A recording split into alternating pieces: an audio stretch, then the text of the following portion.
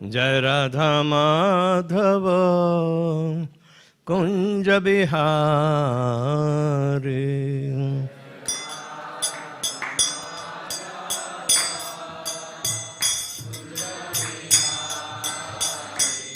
जय राधा माधव कुंज बिहारी।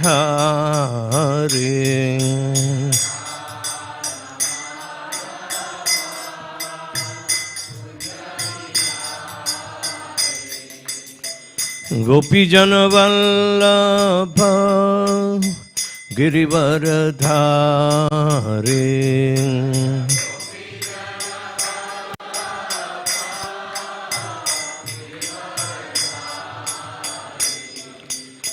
गोपी जन वल्लभ गिरिवरधारी।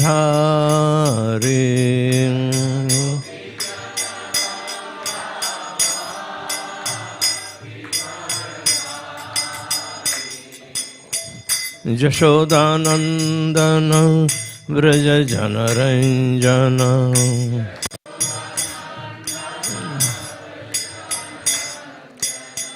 यशोदानंदन व्रज जनरंजन।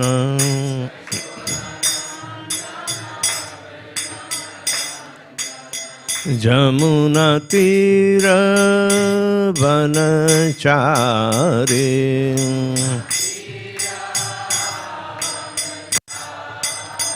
जमुना तीर वनचारी।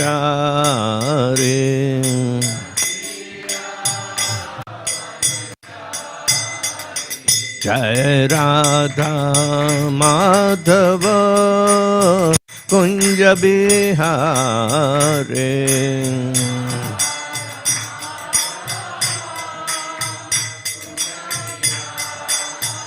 जय राधा माधव कुंज बिहारी।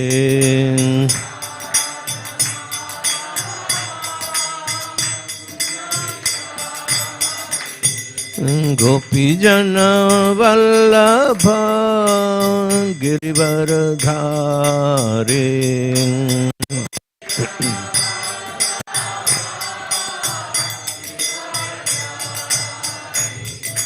गोपी जन वल्लभ गिरिवरधारी।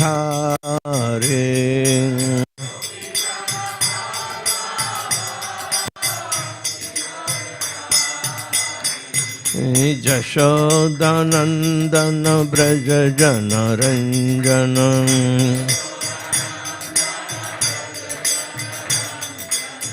यशोदानंदन व्रज जनरंजन।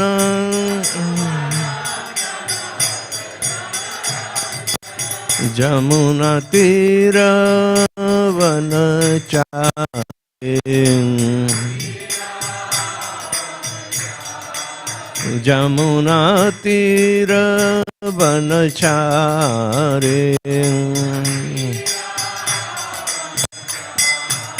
जय राधा माधव कुंज बिहारी।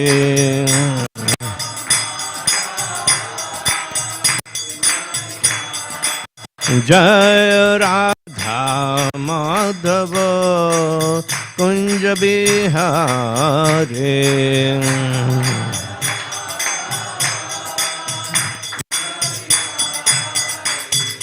गोपी जन वल्लभ गिरिवरधारी।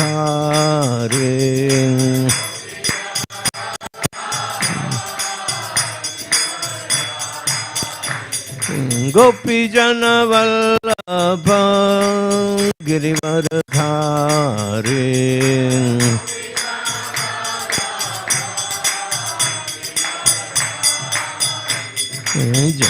यशोदानंदन व्रज जनरंजन। यशोदानंदन व्रज जनरंजन। जमुना तीर वनचारी। Jamuna Tira Vanachari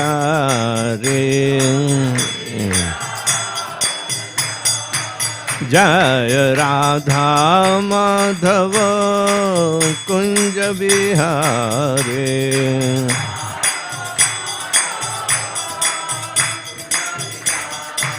Jaya Radha Madhava Kunja Bihari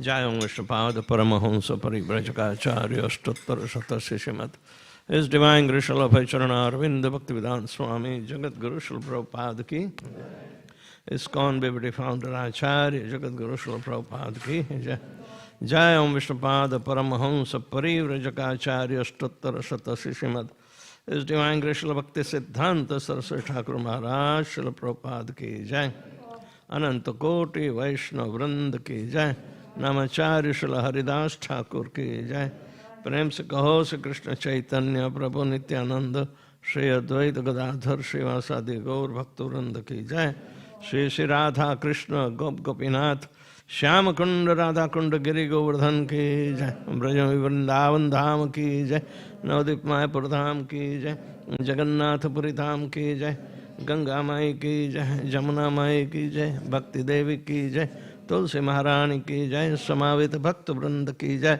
Nitai Gaura Premanande all glories to assembled devotees, all glories to assembled devotees, all glories to assembled devotees, glories to Sri Sri Guru and Sri Gauranga.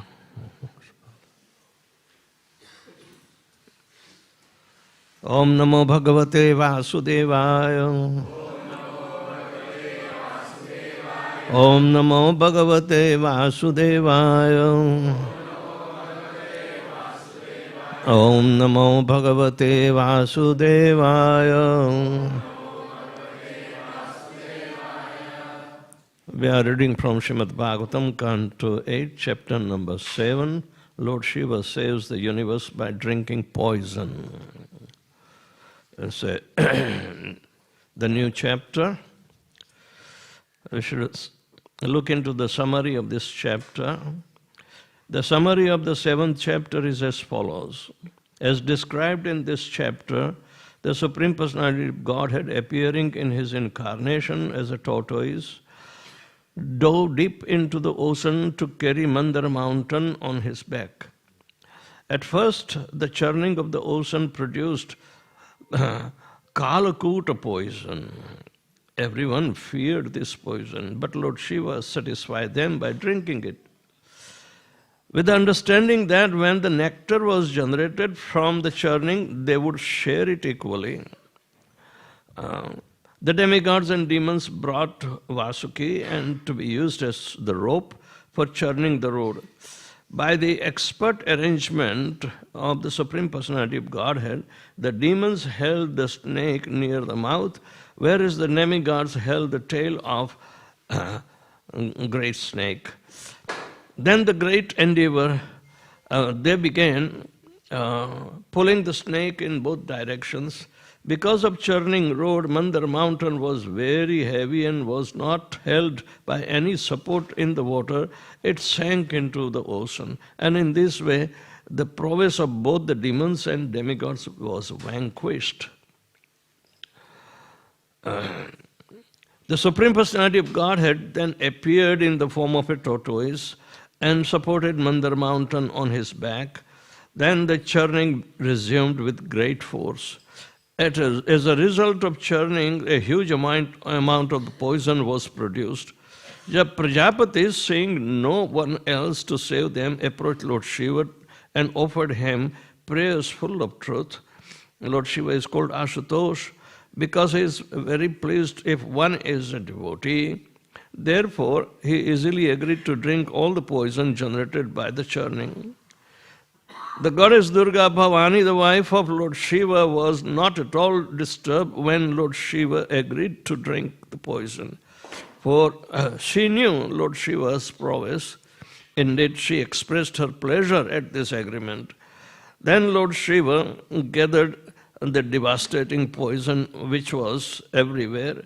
he took it in his hand and drank it. After he drank, the poison in his neck became bluish. A small quantity of the poison dropped from his hands onto the ground, and it is because of this poison that there are poisonous snakes, scorpions, toxic plants, and other poisonous things in the world. Om Namo Bhagavate Vasudevaya. Om Namo Bhagavate Vasudevaya. Om Namo Bhagavate Vasudevaya.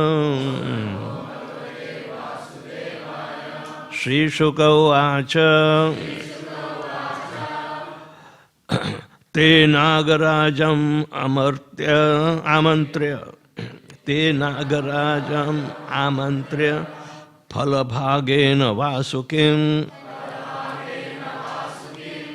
Pariviya Giyo Tasmin. Netram Abdim Mudanvitaha. Hare Bhire Surayatta. Amritarte Kurudvaha. Shri Shuka Uvacha. Te Nagarajan Mamantrya. Phalabhagena Vasukim. Pariviya Girau Tasmin. Netram Abdim Mudanvitaha. Hare Bhire Suratyatta. Amritarte Kurudvaha. Shri Shuka Uvacha.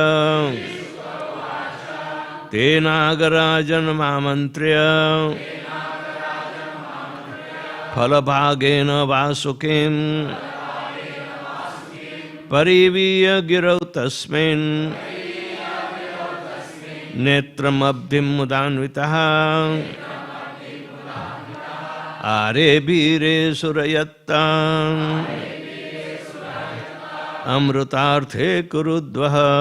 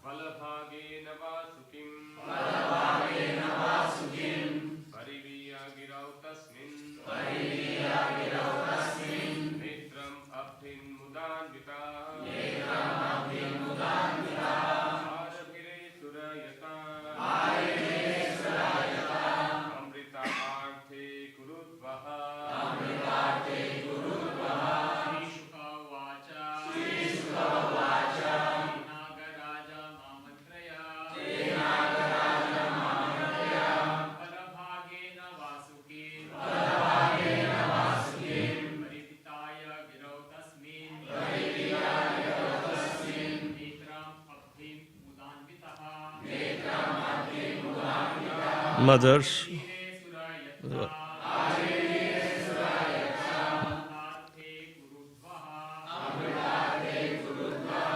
Mothers, please.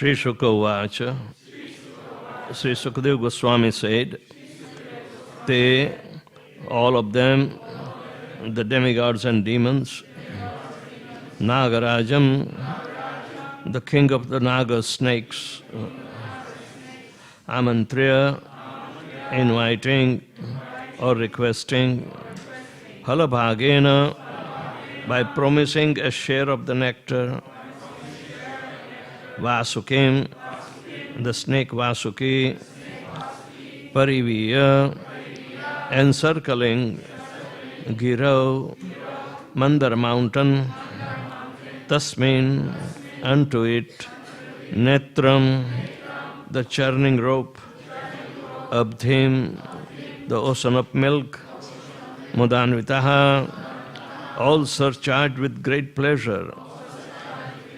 Hare began to act.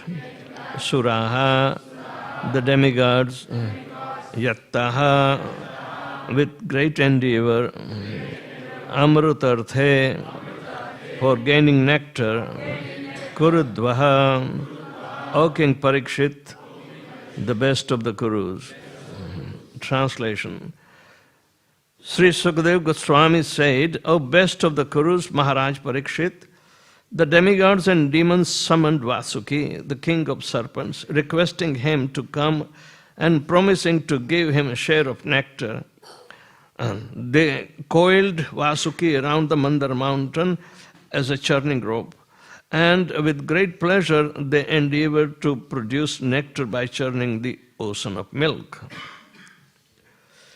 Harihi purasta jagrahe purva devastato abhavan. Hari, the Supreme Personality of Godhead, Ajita, Purastat, from the front, Jagrahe took Purvam at first, Devaha, the demigods, Tataha thereafter, Abhavan took the front position of Vasuki. Translation. The Personality of Godhead, Ajita, grasped the front portion of the snake, and then demigods followed. Text number 3.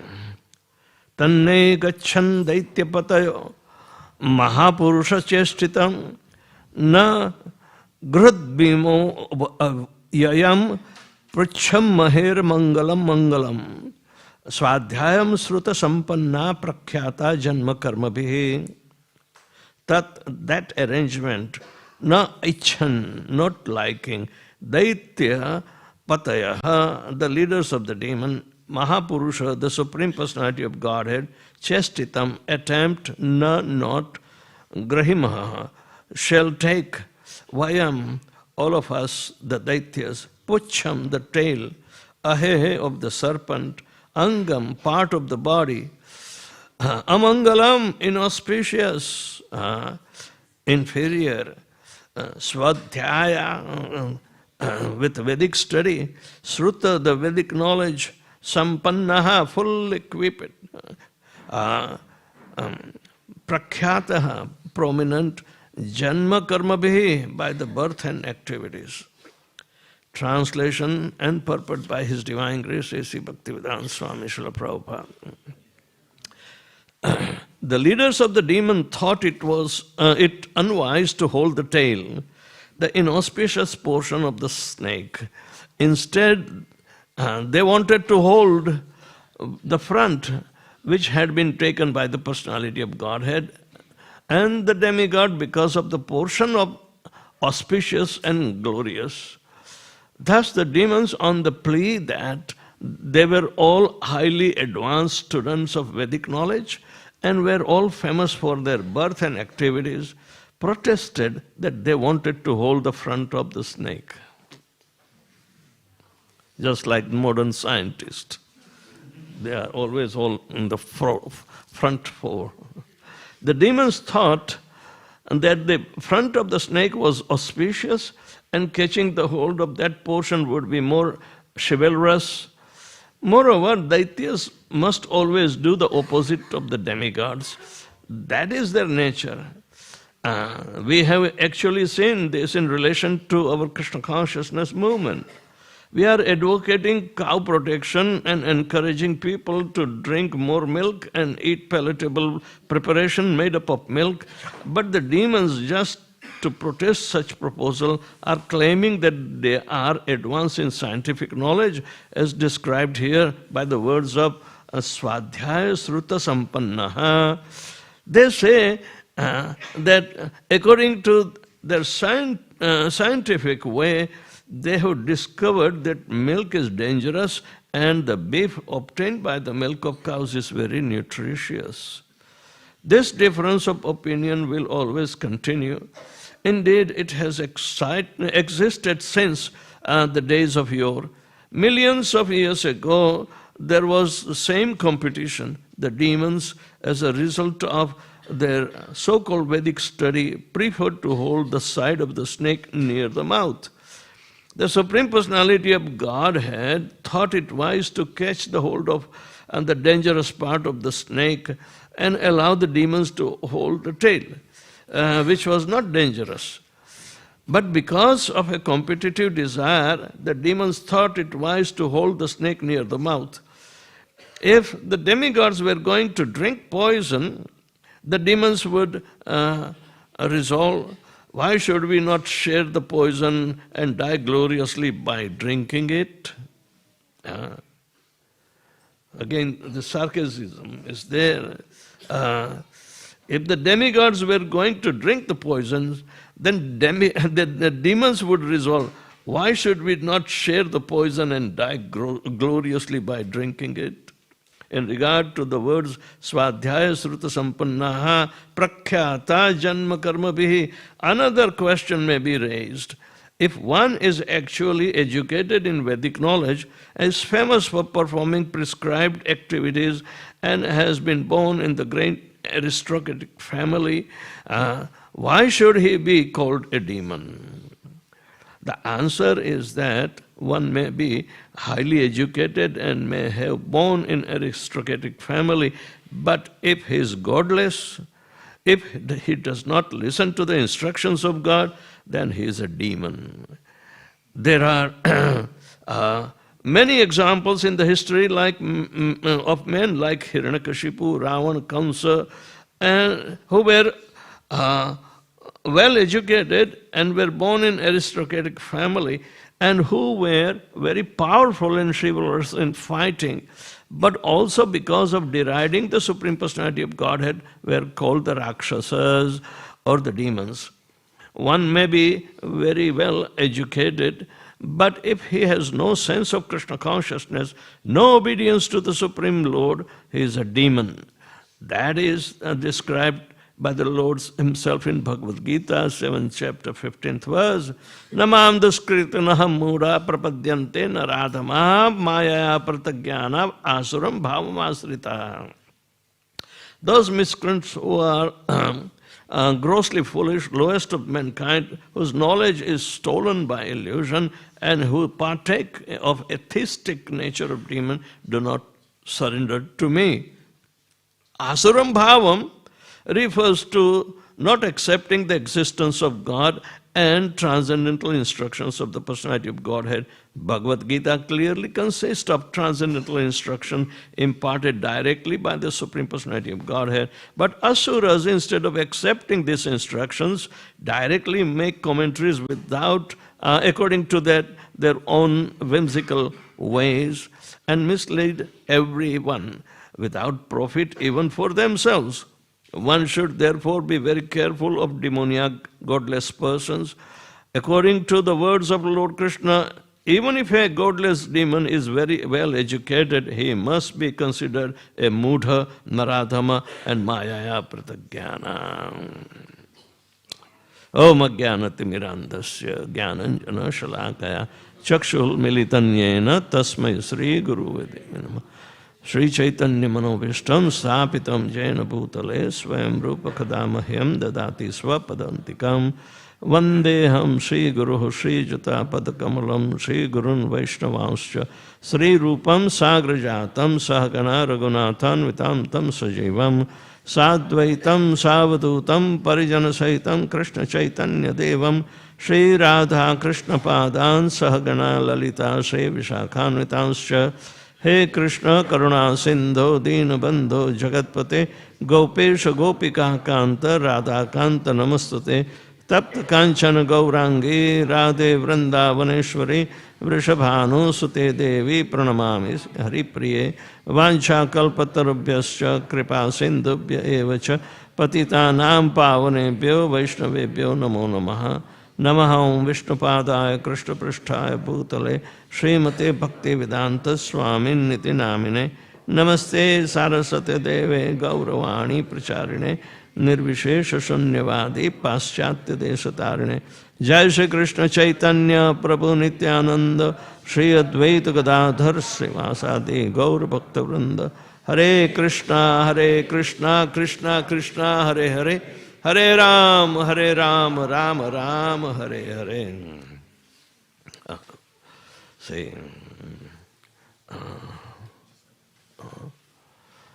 Dvav Purusho Loke Daivasura Sampataya. There are only two kinds of living entities. One is divine or devatas, another is asura, the viparyaya. Vishnu bhakta bhavet daiva asuryat tad viparyaya. Only those who are devotees of Lord Shri Krishna or Vishnu, they are devotees, and rest is demons.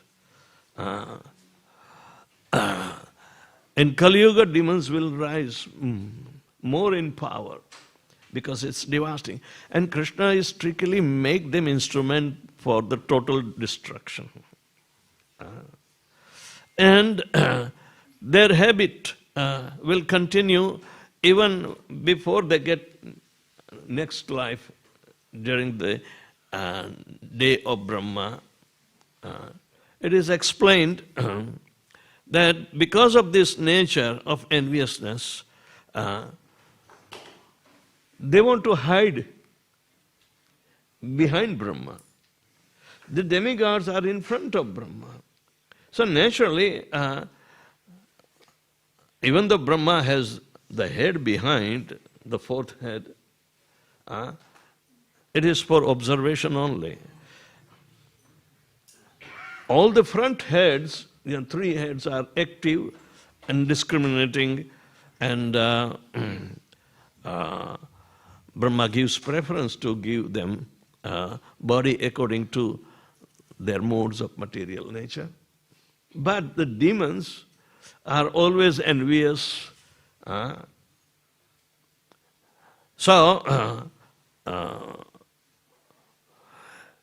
Envy is the only predominant factor that is invested in every living entity who came out from Lord Shri Krishna and fell from the grace. So it is said that demons were very anxious that where their turn is going to come to get the body. So they immediately thought out of enviousness, Brahma is partial. Brahma is partial. And those who are in front, they want to obey, sitting in front. But those who are showing the back, they are behind. So naturally Brahma ignores them. Everybody has a preference. Krishna is transcendental. He can appear even in the demon family as a pure devotee. But demigods are devotees and they want to obey. So naturally Brahma gives them their bodies according to their predominant mode of goodness. And some of them are very predominant in mode of passion also. But they don't have envy. Demigods do not have envy. But the demons are simply envious. So even in their subtle body, they are thinking, hey, he is partial. Kill him. One section said of the demons. And others said, eat him. So, Brahma was attacked by demons. He has very thankless task to give the proper body according to their constitutional three modes of material nature. And the demons were very anxious and always see the partiality. All right? That's Krishna is not favoring, or Brahma is not favoring. He must be worse than us, so attack him, eat him. So those who say, kill him, don't spare him, they were called yakshas. And others who say, eat him up, they are called rakshasas. So yakshas and rakshasas are of demoniac nature. But just like Prahlad Maharaj can also appear in demon family to give the glory of devotional service, but not of demons. Prahlada's son, Virochan, was not a devotee. He was a demon. But Virochan's son, Bali Maharaj, was a devotee. So even in demoniac family, devotees can appear and the pure devotional service can be rendered. But here, the nectar or the elixir of immortality is coming by churning the ocean. It is very instructive episode. Then ocean is called Ratnakar. So many gems, so many important elements are essential to cultivate devotional service, and one should have it. That is the real possession. But the demons think that it is even material, it is very important to possess. But the gems are opulences of Lord Krishna. 6 full opulences, and they will be represented by all these things that are coming out by churning. So the target of the demigods is to keep their devotional service ever under the immortality of the life's original nature. Even though they are coming under 10th category of creation by Brahma, Brahma gives their appropriate body to the demigods. So there is always a tussle because they are preferred who can also create but simultaneously, advance the creation by taking all kinds of risk to maintain what Krishna has created. Brahma becomes, he is the secondary creator. He does visarga, but sarga is done by Krishna. All right? The demigods will improvise to maintain their departments of functionality. But demons are going to compete. So even though both the demigods and demons were produced, by Brahma in their appropriate bodies, because of enviousness, they always have ugly faces. Because of enviousness, they have ugly faces. They are horrible looking. This enviousness, even in the minutest amount, has entered into every living entity which fell from the grace and came down in the material nature that was specifically created to educate them. Ichha dvesa samuthena dvanda mohena bharata sarva bhutani sammoham sarge yanti parantapa. These two elements, ichha and dvesh, a separate desire to lord over in imitation of Krishna. And that has been arised by an element of hate, dvesh. Everyone, without any exception, has come down in the material world. So, just like human society is also said to be the predominant society after coming from the cycle of 8.4 million species of life, human birth is very rare because it is number 9th creation. Number 9th creation. And 10th creation by Brahma is demigods and demons. They are highly equipped with more goodness and some passion, because passion is required to properly carry out the functionalities of maintaining the material world. But the demons are composed of mainly mode of ignorance, and they are always destructive. Just like the demigods have standard of living, they are shown in a very, very opulent, living style. The demons are so ruffians that they may have all the opulences equally because it is going to be distributed. They are partaking, but because of enviousness, they remain in ugly situation.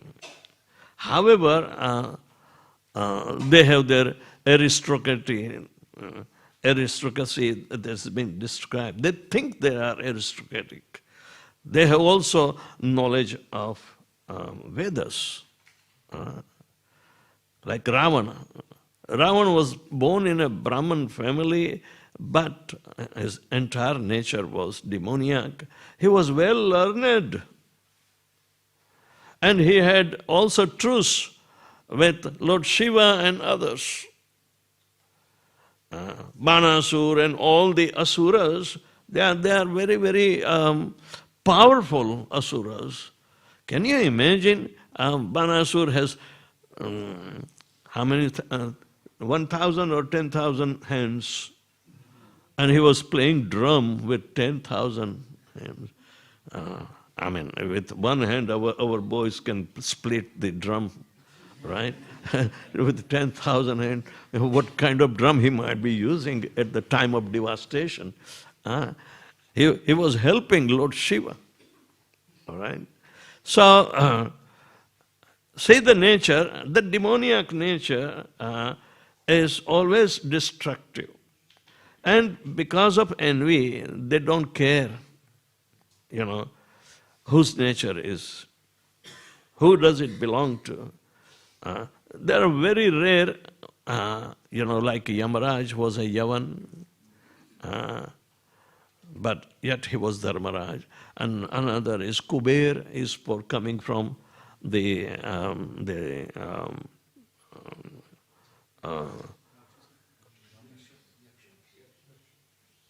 Asuras, but he was Yaksha. He was Yaksha. So they have their enviousness also, but he was the treasurer of the demigods. And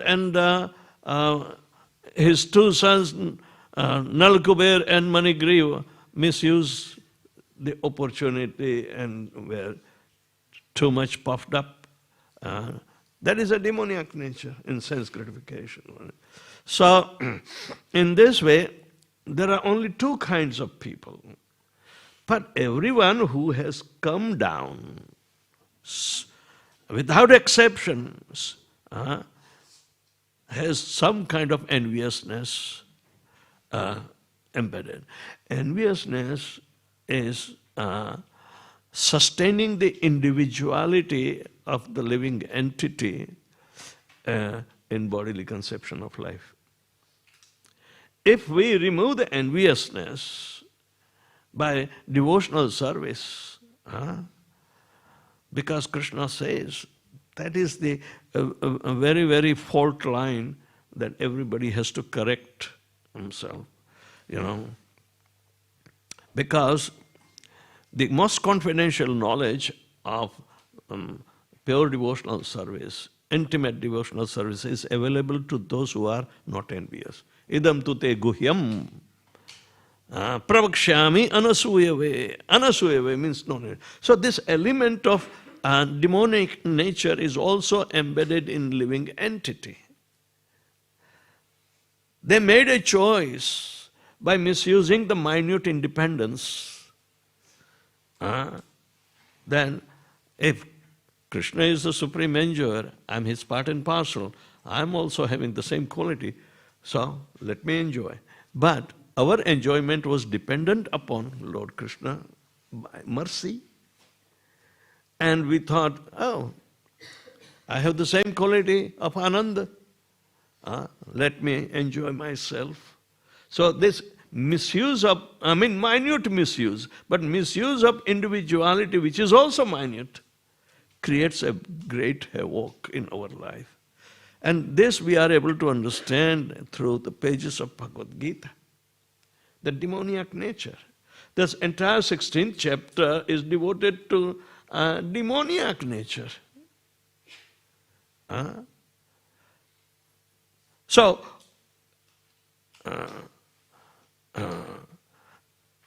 Daivasura Sampatti means the inheritance of the demigod character and demon character. The Daivic character has been described prior to all this chapter, and what they will incline to, how they will develop themselves by utilizing the fortunate appearance in human form of life.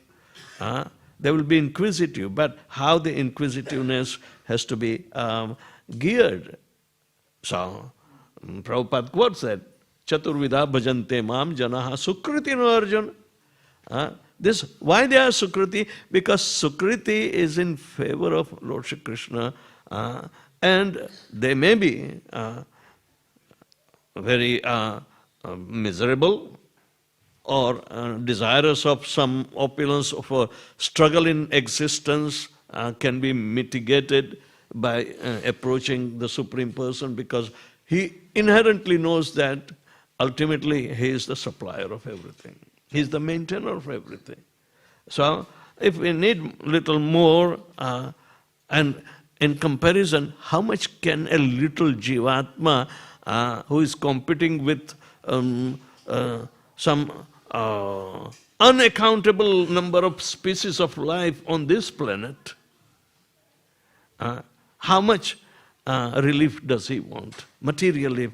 So Krishna considers it very insignificant, and he is easily distributing. He is maintaining without any qualification even. Even demons are being maintained by Krishna, but they are completely disgruntled, even though they have Vedic knowledge, but their nature of ignorance predominates. So, ignorance means no excuse. Ignorance is not an excuse, but ignorance means no excuse can be even found in the way that they have chosen to live. And they say, just like freedom of expression. Now, without proper knowledge, freedom of expression is very dangerous. One who does not have the knowledge of goodness, passion and ignorance, what kind of choice or impression that he will be exerting on the general psyche of the people. So many people are becoming, without purpose of human life, for short-term gain, they will misconstrue the even philosophy. They will not spare even Bhagavad Gita to get misinterpreted. So, these are demoniac nature. Prabhupada expresses the Bhagavad Gita is teaching Arjuna to become a devotee and what it requires to cultivate. And Arjuna was of pious background. He was a friend of Krishna. So everybody has to become friend of Krishna. That is the first and foremost obligation. But understanding he is not only a friend, but is the best kind of friend who is sitting in everyone's heart as Suridam Sarva Bhutanam Gyatvam Shantim Ricchati. He will remain peaceful. So that is a demigod nature. They are peaceful. They do not complain unless they are defeated by the demons. So only two kinds of living entities exist on this planet. Demons and devotees. So therefore there are different categories of devotees, starting from little faith, but up to convicted faith. He understands how to come out from the cycle of repeated birth and death. He is interested, only favorably inclined to serve the Supreme Absolute Truth. That should be his life, not for temporary gain. So, this mentality of the demigods can not only liberate them, but at the same time send them back and never to return. Yat gatvana nivartante taddhamam paramam mama. So, that is their choice. There is a huge world of experience is waiting for such people who are inclining towards becoming devotee. And that number is increasing and increasing by propagating the holy name. Hare Krishna, Krishna Krishna, Hare Hare, Hare Ram, Ram Ram, Hare. Those who have demoniac nature will hesitate to take the process. Yes. But even a demon can melt. It is such transcendently powerful process. Here churning the ocean is very significant. Just like by churning ocean, all these things come out. First one is to come out is poison.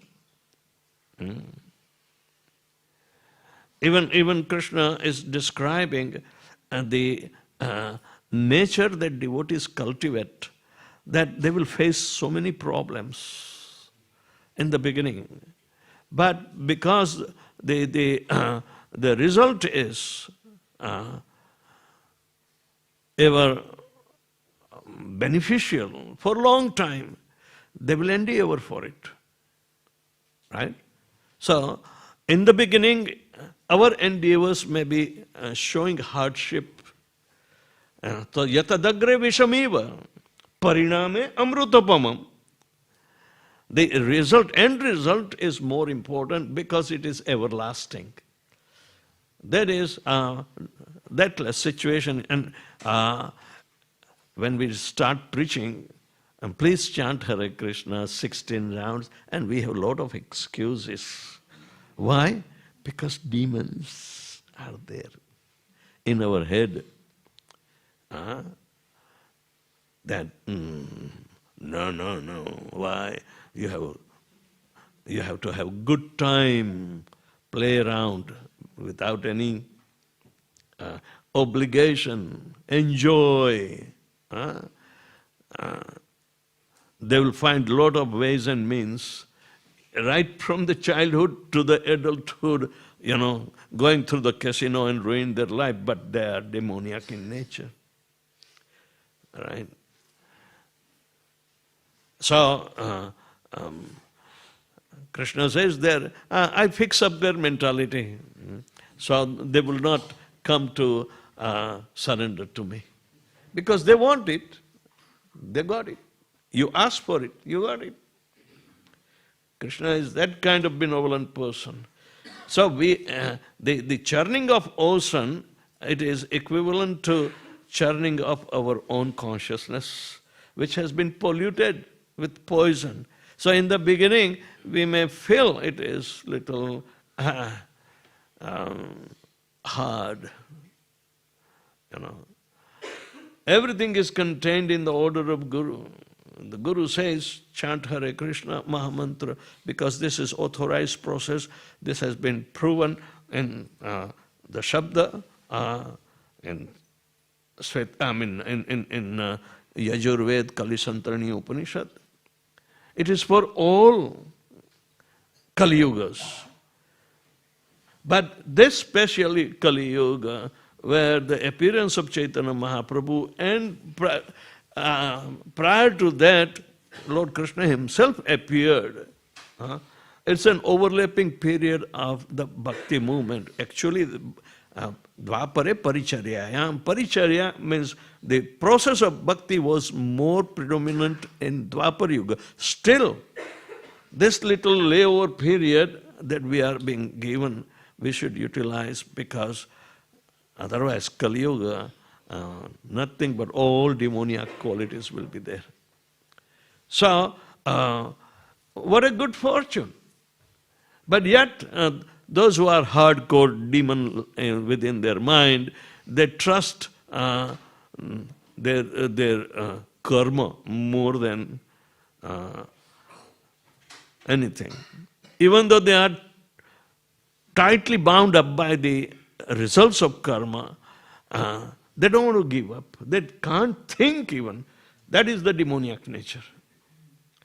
To liberate themselves, they can't think. Repeatedly, they say they ignore. Oh, it is for you. Okay. The desire should be non-envious. So, how the desires pop up? Churning method. We have to see both divine and demoniac desires are sitting in our heart. They look for the opportunity to come out.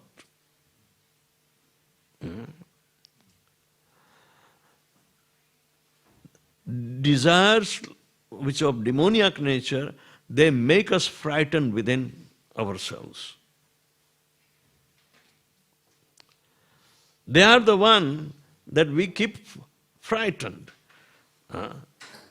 Those who want to cross over the material sufferings by taking Krishna consciousness, they are so bold to challenge such demoniac desires and correct themselves. Always keep on them. Remember in the prayer of Lord Nrsingadeva, Om Namo Bhagavate Nrsinghaya Namaste Jaste Jase Aviravirbhav Vajranakha Vajradramshtra Karmashayan Randhaya Randhaya Tamograsa Grasa Om Swaha Abhayam Abhayam Atmani Bhuishtham Kshom. What is the translation? I offer my respectful obeisances to Lord Nrsingadeva, who has powerful nails and teeth like thunderbolts. Kindly vanquish our demon-like desires which are sitting in our heart.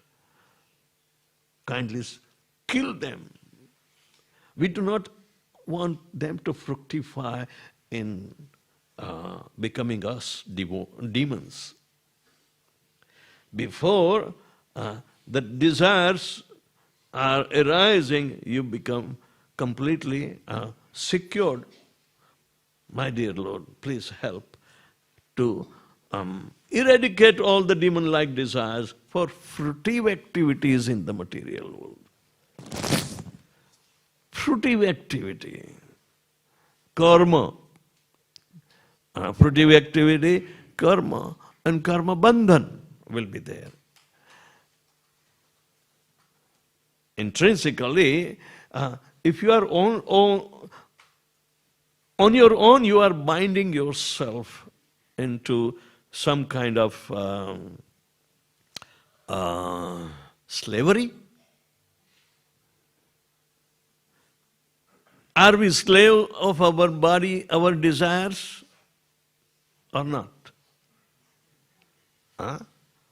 So kindly vanquish our demon-like desires of fruitive activity in the material so that we can become fearless in the struggle for existence.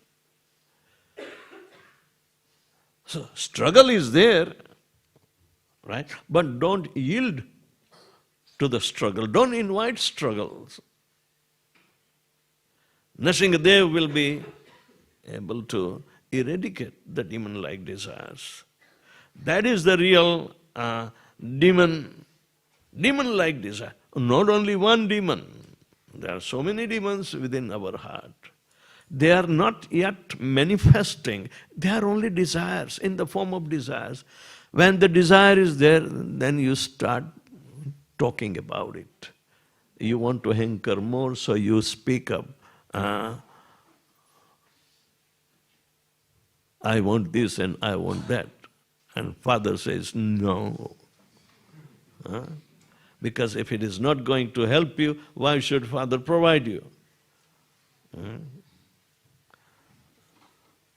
And some of us, we rebel. You are not providing. You are a demon. But you are a demon who is asking for such desires. The people do not know this. Because if the unsatiable desires are sitting in our heart, they are not beneficial. They are not our benefactors. They are the worst of the enemy. Even the mind gets polluted and it's locked up in the mind. We do not know how to tame the mind. So who takes over? Demons take over.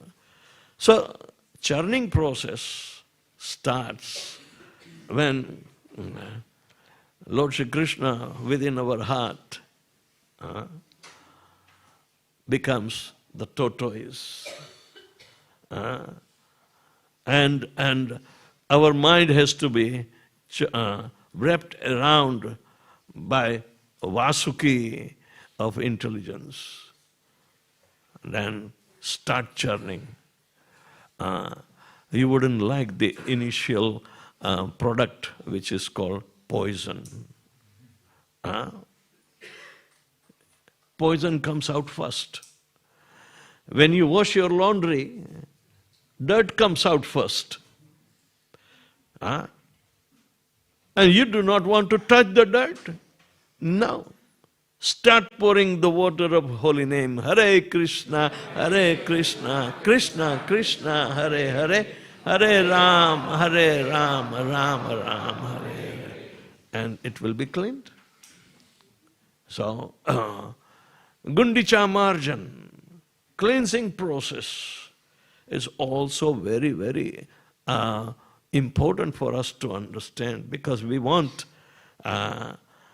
the heart to become Gundicha, so Lord Jagannath can come and stay there. Prior to inviting the Lord, clean up the area where you want to make him sit.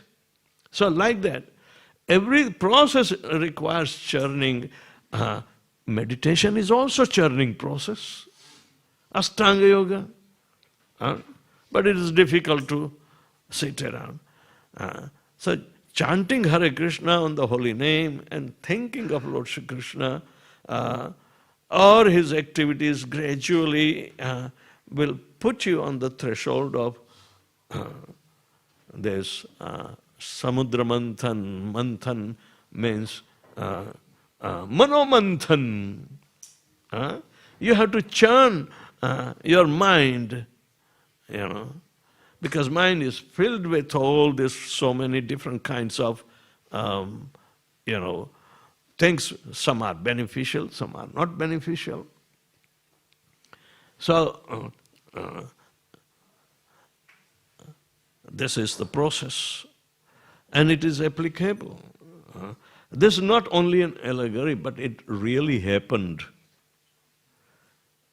When I go to Fiji, I always say, Samudra Manthan has been done here, in Fiji.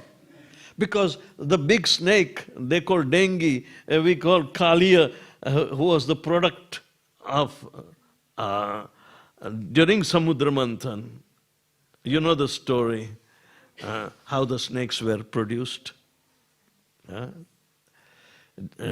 the Samudra Manthan, Uchchaishrava was supposed to come. Because it's a regular thing. Uchchaishrava is a divine horse. All right? It's white in color, not like a unicorn. But, his white in color. Now, Kashyap had two extra wives. One is Kadru and another is Vanita. And both were in competition of each other, who is greater and who is... Vanita was a kind of devotee and demigod nature, and Kadru was demoniac nature. So both the natures were always under competition of each other, competing, just like demigods and demons are doing. So when Uchchaishrava was supposed to come out the next morning, previous night, Kadru approached Kashyap Muni and said, "My dear Lord, can you fulfill my desire? I want progeny which are long in body and black in color." And Kashyap Muni fulfilled her desire. She had a plan to make Vanita her servant. Can't copy it. She is superior. So there was a kind of competitiveness in Kadru.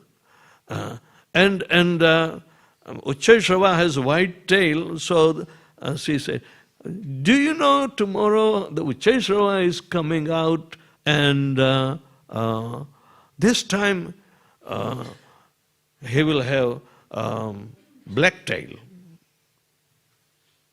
as if she's forced. But it was a very tricky plan. And Vanita says, "No, the Vedas always say that every time when Uchchaishrava comes out, he will have a white tail." So this kind of competition. So they had the bet. I said, "Okay, if you are right, I will become your maid servant." Kadru said, "Otherwise, if I am right, then you have to become my maid servant." And there goes the competition. So when Kadru trickily asked Kashyap Muni to have begotten the long-bodied black, snake type of thing, Kadru ordered all that snake, go and stick on the tail of Uchchaishrava. Vanita also went, but she was a devotee. She always thinks of Narayan.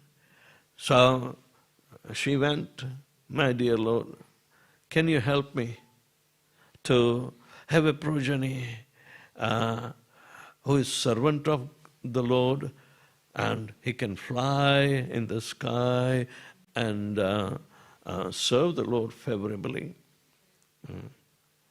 So Vanita's desire was fulfilled. Garuda was born of that.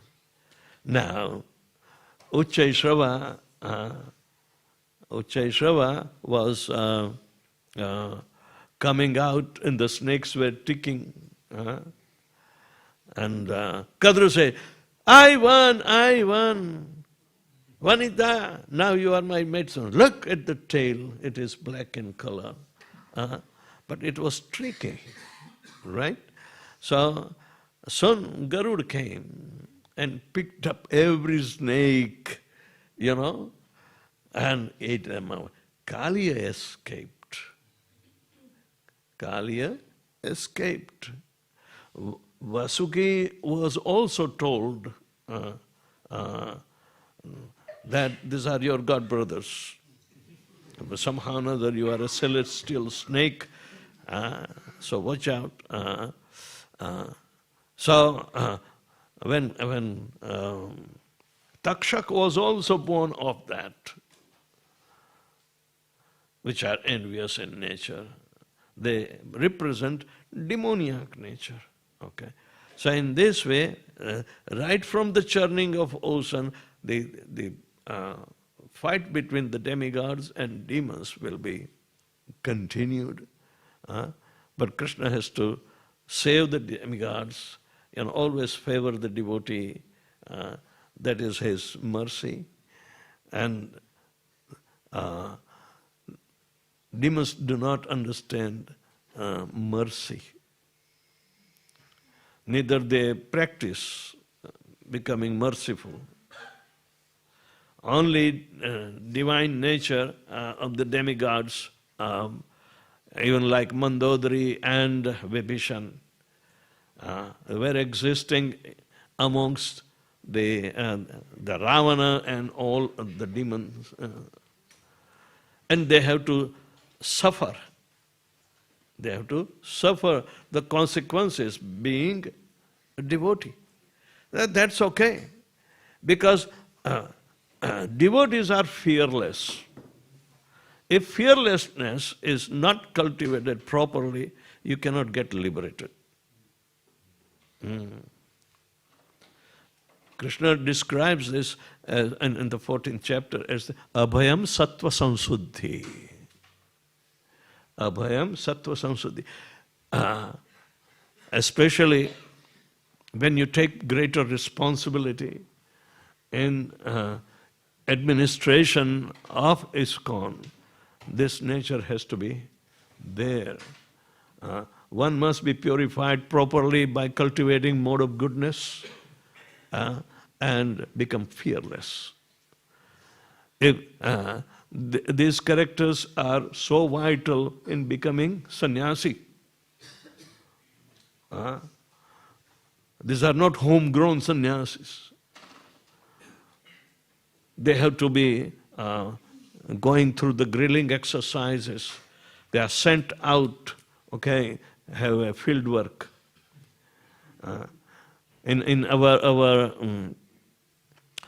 International Society for Krishna Consciousness, there is nothing like kshetra sannyas. Or you sit at one place and remain sannyasi. No. Parivrajaka-charya, the third position, immediately one is bestowed. Because Narad Muni was cursed by Daksha. You can't stay more than 3 days. I'm staying for 3 weeks. Oh my God. It looks like suffocating. But anyway, I know I will be going further. So, Abhayam Sattva Samsuddhi, these are the characters of demigods. And they must be fearless. Otherwise, how they can counsel somebody? It is not required that you must be experienced about the nitty-gritty of the worldly affairs. No, it is painful. Neither sannyasis are escaping. They are not escaping, or they are not becoming like scapegoats. No. They have to face. So the point is to be understood that in every phase of our life there will be churning coming up. And in the beginning the product will be poison. Yatadagre vishamiva pariname amrutapamam. In the beginning, such endeavors are always tasting like poison. But if you pursue, the end result will be amrutam, deathless situation will be there. Because we are coming by the element of hate. Why don't we remove the hate amongst the devotees? Likes and dislikes are not the subject matter in Krishna consciousness. Everybody is a servant. Nobody is a master. However, you change your title from president to servant president. It doesn't make any sense until you become benevolent and to support the divine qualities, not rebellious qualities.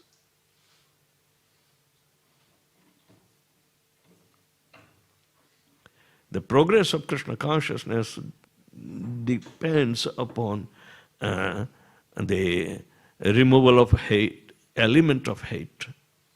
Then we become really qualified to receive the most secret of devotional service.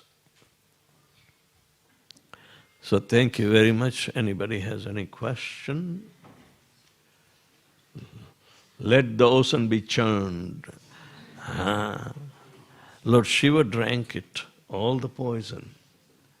What a benevolent activity.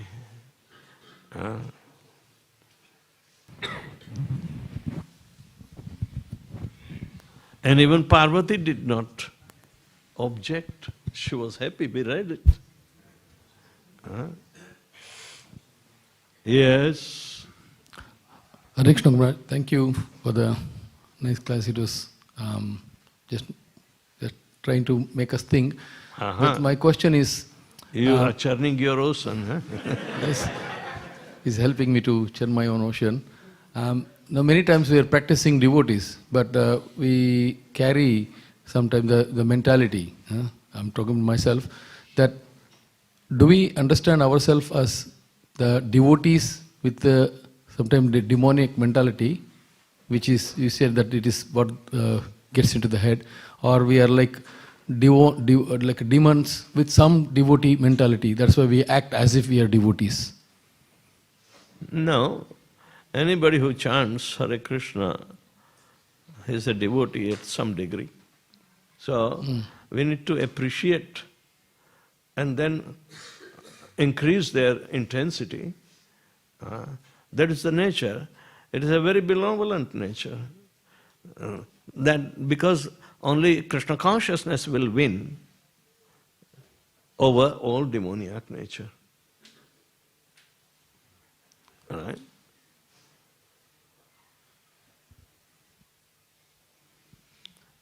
But when we find devotees with the rebellious, then how do we react? Then we don't want to take that mentality, or neither we want to carry over that.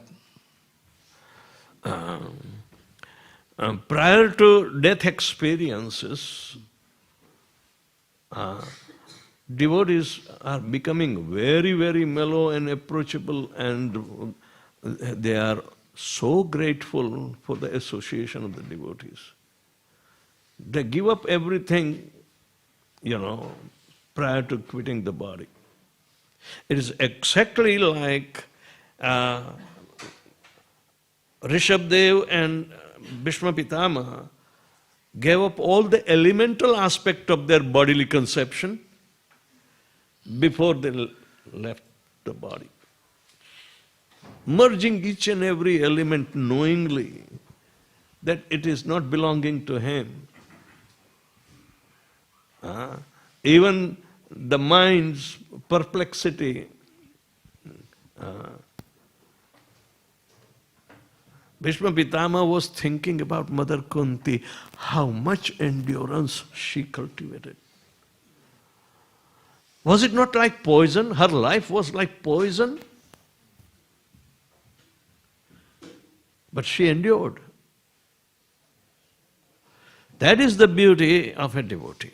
And therefore, she qualifies as she is one of the knowers, 8 knowers of Lord Shri Krishna, who is in perfect completeness. So,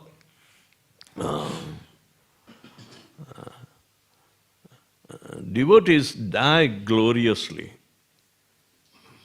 in preaching, by his own example.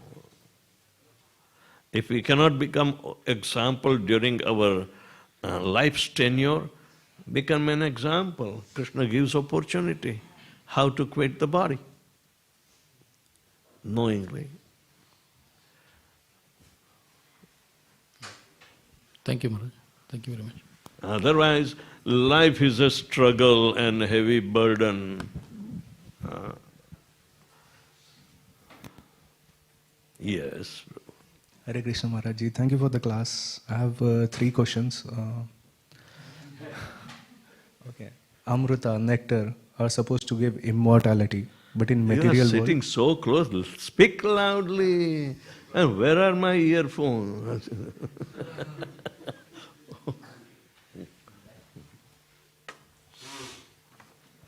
Look, they don't give me. Oh, it's in my pocket, sorry.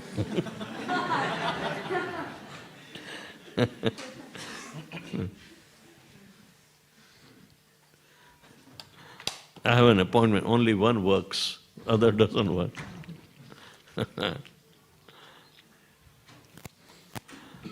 Okay.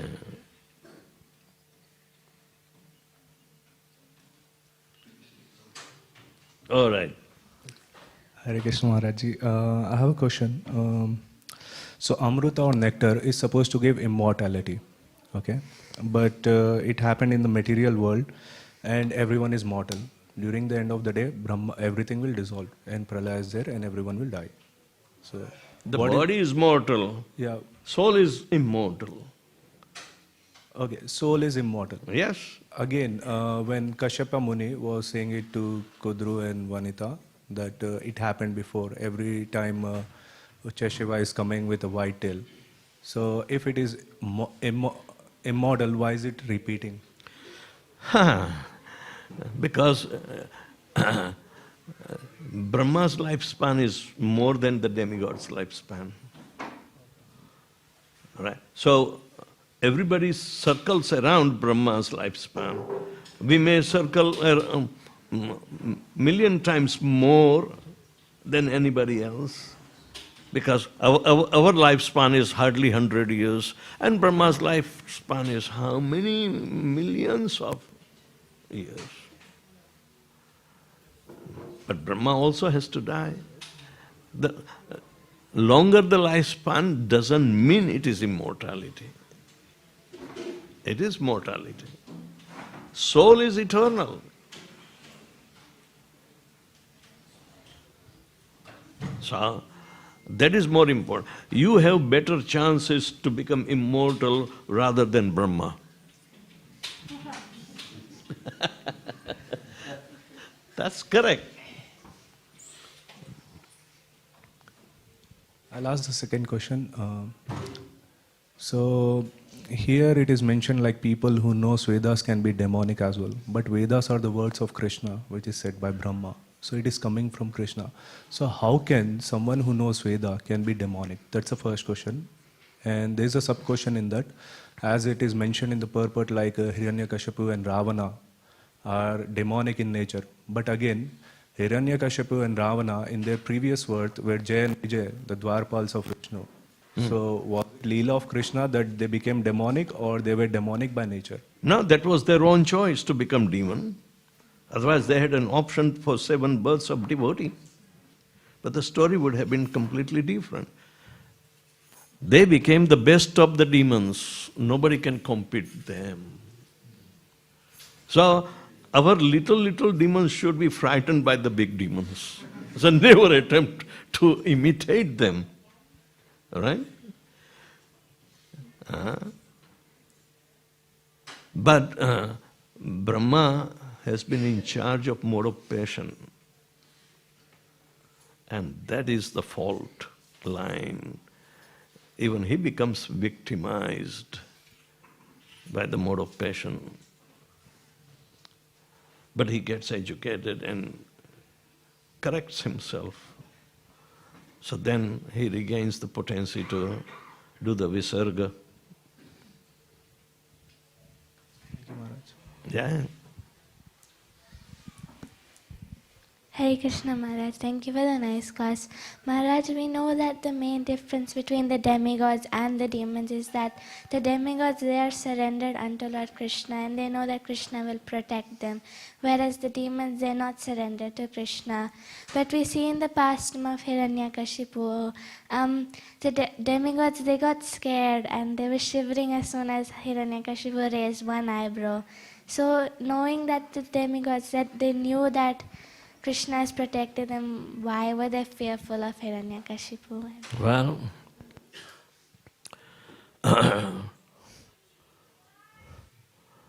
the fear of the body is the most intimate fear, because that is not our real self. If you are locked up in a room where there is no trace of light or air coming through, it is so dark, would you be happy? No. So, the light of knowledge is required for the soul, which is so buried in our body, even though it is minutest, and expressing his presence within the body and sometimes without the body, but he is so much attached to ignorance. So, he is baffled. He doesn't want to give up the body. He thinks it is the real self. Even the body does not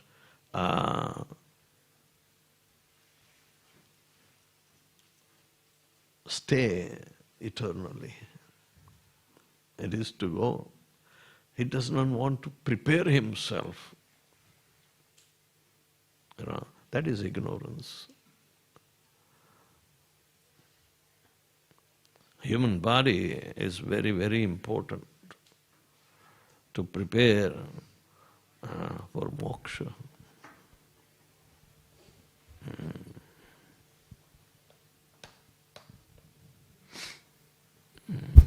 Yes, Prabhu. Yeah, Hare Krishna Maharaj, thank you for the class. On the question of demons,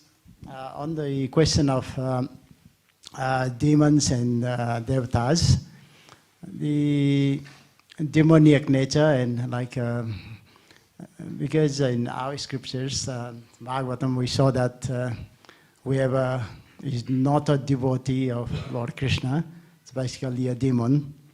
And others argue, like Christians argue, even Murti Puja, I'm from Nepal, where they do Murti Puja, they're saying, oh, they're praying to Asuras, and they basically vilify any prayer of Murtis or any demigod or god.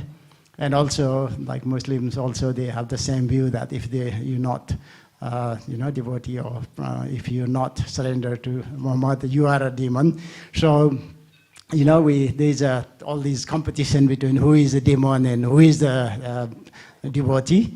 And also the Bible also says that, don't hate the sinner, but hate the sin. So how do we, take a good balanced view of not to hate each other and just hate the sin? What is the criteria, Maharaj? What is the real? Who is a real demon and who is what is it, Maharaj? You are presenting a khichdi where ghee is already mixed up. It is difficult to bring out the ghee, but rest assured, bhakti will bring out. What other religions are not able to practice is the bhakti. They have belief system, whatever it is. Even the Muslims, they become fanatic even though there is no bhakti. And they take it that they will have heaven to enjoy 72 nuras or 76. They know only sense gratification is the end of life. Better the sense gratification is available in the Lord's place. So, bhakti is the main dharma. Krishna, in any other religion, that by hook or crook they want to obey the commandments. Arjuna was not threatened but informed. If you do not listen to me, you will be finished on your own. That's not a threat. That gives an opportunity to think devotionally. So, the real cream or the ghee is pure devotional service. That solves all the problems. There is no compromise or reconciliation between the religion, because both the religions, even in Hindu religions, the demons are existing and they're part of Hinduism. Aren't worshippers of Bhairava there? Aren't a worshipper of ghost goblins there in Hinduism? This is in mode of ignorance, and that is what the demons are resorting to. They do not guarantee their own welfare, what to speak of the welfare of people in general. So, religiosity is tainted with three modes of material nature. But devotional service is untainted by the three modes of material nature. Because it's the nature of the soul not affected by three modes of material nature.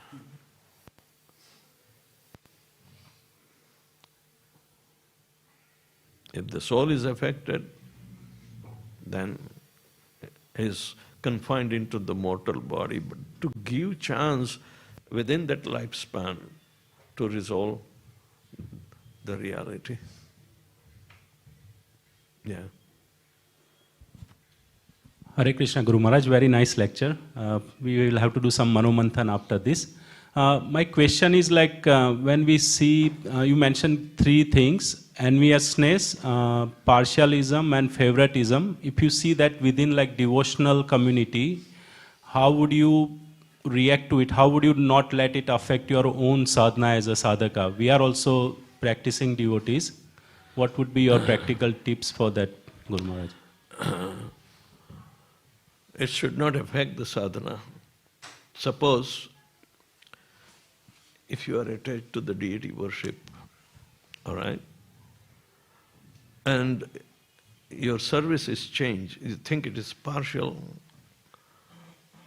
because you don't like to detach yourself from the service of physical nature. It's Vigraha Seva. So there should not be any harm in changing the service.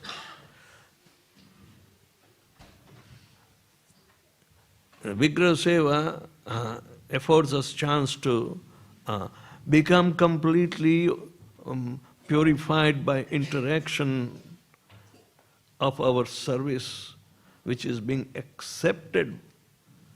Vigraha means one who can exchange the sentient feelings in accepting the mood of the devotee, and reciprocation is available. Then such reciprocation is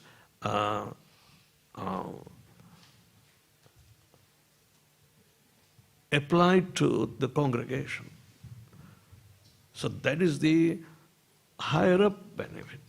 But suppose if there is a requirement in changing the service, one may think it is partiality because the attachment to the physical nature of the devotional service is not healthy. Then you will become murti pujak rather than you will be performing vigra seva. That's a gulf of difference. Performing murti puja, the demigod worships and other things. As physical nature, it does not apply to the soul's eternal relationship with Krishna. Neither we are related to the demigods. Demigods are functionary aspect of even our body, and we do not respect them because we eat up something. Starting from eating, sleeping, mating and defending, we disturb the functionality of the demigods. It's an abuse.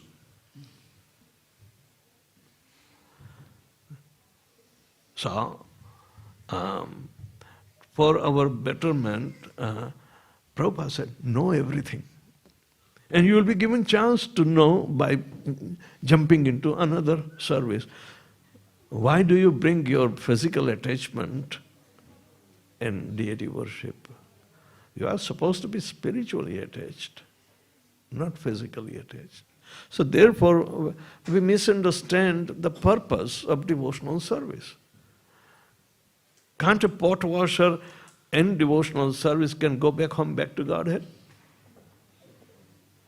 Yes, you accept only theoretically, but when it comes to practical, this is the practical laboratory. We are given opportunities to perform different kinds of seva, not one seva. If you want to progress, then you have to keep this criteria and do not let it, chasing its own tail with the administration, partiality, this, that. We will never progress from it. Right? So, even if you feel that it is like poison, swallow it like Lord Shiva. Right? You will be brave. Otherwise you are timid and you will have a lot of excuses not to even come to the temple where you were attached. We reject Krishna. That's demoniac. Jai Mata. Maharaj, you were mentioning that bhakti is the key Yes. that allows us to solve so many of these problems. I was wondering, what is the secret of Lord Chaitanya that he is able to vanquish our demoniac mentality so easily? And is that because, Maharaj, that he gives us Krishna Prem and that we get a taste of Krishna Prem in our lives? Can you comment, please? Definitely. Krishna is aware of every moment or desires of the living entity. Therefore, he is accompanying Paramatma. How come Paramatma remain not knowing the Atma? Krishna receives everything through the agency of Paramatma, all the knowledgeability. His expansion, the farthest expansion, even within an atom and between the two atoms, his presence is to be realized. Realization comes only in the heart, not in the brain. So, despite of all these different complicated situation of the activities, our target is only devotional service, and nothing else. that is the real benefit, and the cream has to come out. Otherwise, people keep on mixing khichdi over and over again and do not let the ghee to be separated. So, the cream of all our activities is pure devotional service, and we should target it. Right? Okay.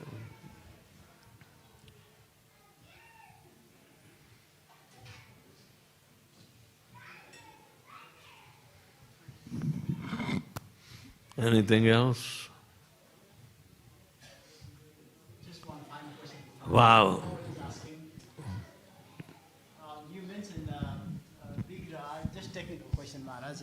We have Vigra and Murti, because even in temples, they have Murtis and they do Pran. Murti means? Pran Pratishtha. Murta means dead. Yeah, Maharaj, but they do Pran Pratishtha and they bring to life. That is cheating. Okay, I just wanted to know what the technical term Vigraha means, Maharaj. That is my Prabhupada question. instituted Vigraha Seva, where he personally will invoke the presence of Paramatma to accept our services. They are not murtis. And the cultivation of our practice, starting from chanting and performing the required, it's not rituals, but they are Pancharatriki vidhis and Bhagavat vidhis, both are combined. Chanting Hare Krishna Mahamantra is the Bhagavat vidhi, and performing according to the Pancharatriki vidhi is performance of all the activities, anga, nyas, thinking the presence. It is the meditation on the Vigraha. Vigraha means the body which can reciprocate your sentient feelings. You cannot achieve that in the devatas and doing the same process. It's cheating. Krishna never recommends. If you are worshipper of devata, it's not devotional service. Devotional service is strictly applicable to Lord Shri Krishna and his avatars. But the maximum benefit is given not by Lord Vishnu, but by Krishna. So, take the best of the advantage of, this worship method. Bhagavat vidhi, that is simply purifying, simultaneously purifying. If you are purifying in second initiation also, only you are allowed to go on the altar, where at least you have accumulated some kind of discriminating intelligence and spirituality. So then you follow sincerely and you will be benefited. Then your nature can change. At home, Maharaj, we got the photos of Radha and Krishna, and also we got the murtis of Radha and Krishna. How do we turn them into Vigrahas? Said, in Kali Yuga, you can't approach Radha Krishna directly. Chanting Hare Krishna Mahamantra refers to Radharani as Hara, the internal potency, to all attractive and all blissful personality of Godhead, Lord Shri Krishna. The word Ram indicates Radha's potency. Krishna is the reservoir of pleasure, but Radha's devotional service is the channel and connecting from the reservoir to our hearts, so the flow of love, the pleasure will be there. So, not only what we are looking into some Puranas and some people's misrepresentation who are so-called devotees, not in discipline.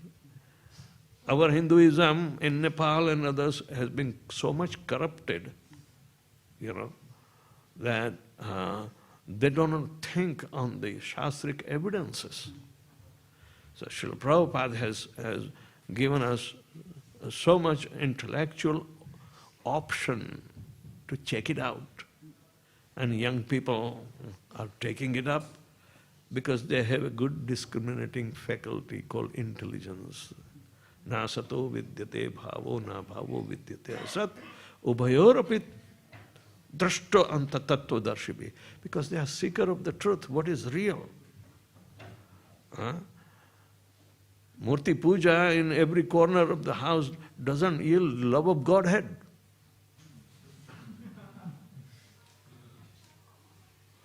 Right?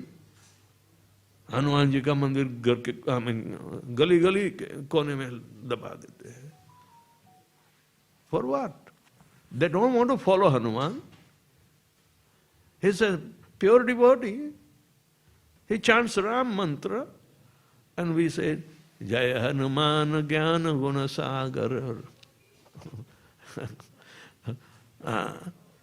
Appreciation is there, but what function Hanuman is doing by always chanting the holy name.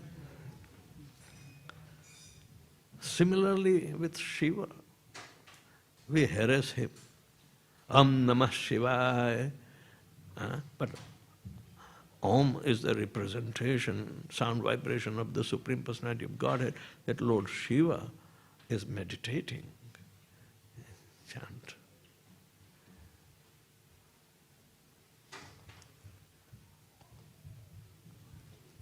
We want to utilize thinking we are devotee of Lord Shiva, but actually we are demons, bothering him for material entanglements. We love material entanglements. Now Shiva says, okay, take it, Ashutosh, but don't blame me.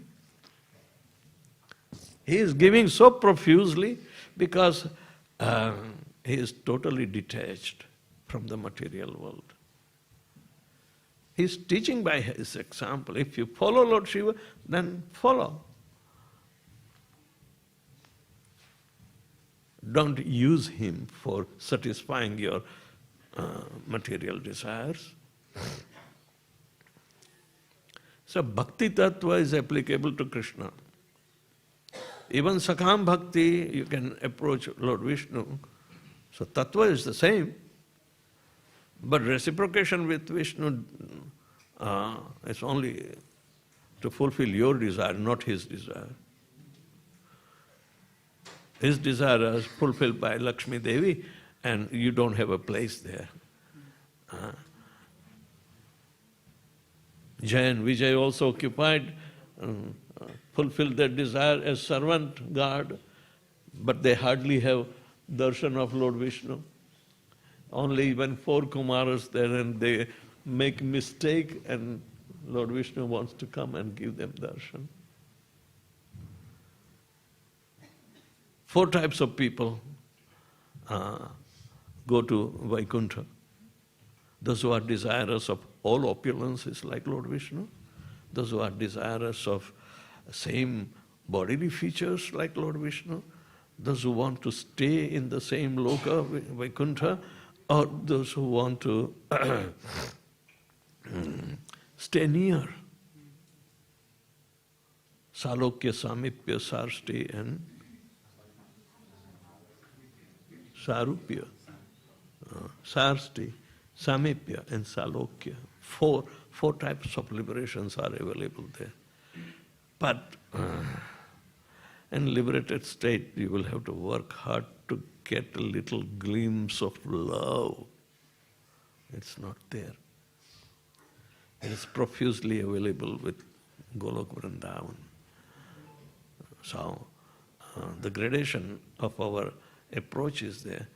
And you are hovering because that is the knowledge of our hodgepodge Hinduism. And we can't derive the cream. Here you will be able to derive the cream by the same Shastras and explained in favor of the Lord. without any interpretation. Prabhupada said interpretation is required when you do not understand. But where is the chance of misinterpreting? Going against the desire of Lord Krishna, defying him? That's Mayavad. They are being trapped by that. So Krishna saves the devotees here. And by the effort of Srila Prabhupada, the pure devotee is empowered to preach all over the world. We should appreciate. If you would be in Nepal, probably you will not come closer to Krishna consciousness. If I would have been in India, rooting, probably my chances to become devotee is very rare.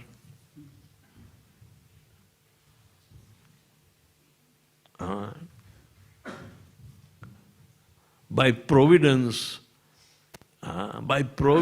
we come closer to the association of devotees. And that should be accepted. It's the mercy of the Lord that even in Australia, in Melbourne,